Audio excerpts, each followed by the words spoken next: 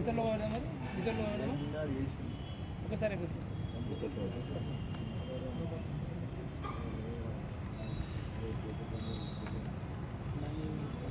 మాట్లాడే ఒక్కరు ముందరండి మీ దాన్ని అదేనా మాట్లాడే ఒక్కరు ముందరండి మీ దాన్ని అనుకోండి అయితే తక్కువ ముందరండి అంటే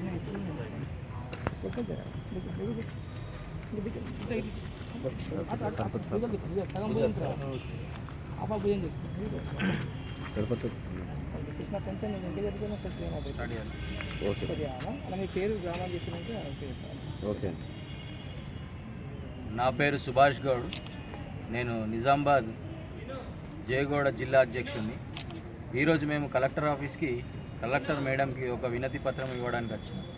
నందిపేట్ మండల్లో జీజీ నడుకుడ అనే గ్రామంలో మా గౌడ సోదరుడైనటువంటి రాజు గౌడ్ మరి ఆయనని గ్రామ బహిష్కరణ చేసి దాదాపు నేటికి 9 రోజులు గడుస్తుంది. మరి ఈరోజు ఆ గ్రామంలో చట్టం అనేది లేదు, అక్కడ సామాజిక న్యాయం అనేది లేదు. మా సోదరుడికి ఎటువంటి న్యాయం జరగలేదు.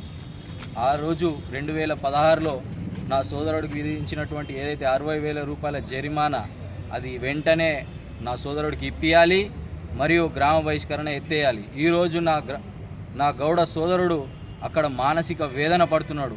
మరి ఈరోజు చట్టం ఏం చేస్తుంది, పోలీసు ఏం చేస్తుందో అర్థం చేసుకోవాలా. ఈరోజు ఆ వీడీసీ గ్రామ కమిటీ అనేది తొందరలోనే ఒక చట్టం తీసుకొచ్చి ప్రభుత్వం వెంటనే వీడీసీలు అన్ని గ్రామాల్లో ఎత్తివేయాలి, కఠిన చర్యలు తీసుకోవాలి. గ్రామ బహిష్కరణ ఎవరైతే విధిస్తారో వారిపైన.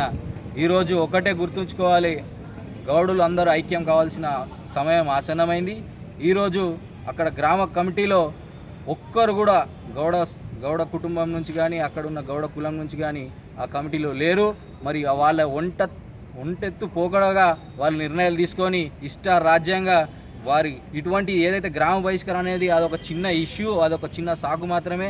చిన్న జరిమానాలు ఏవైతే చేసిరో అవైతే ఇంకా ప్రెస్కి రాలేవు.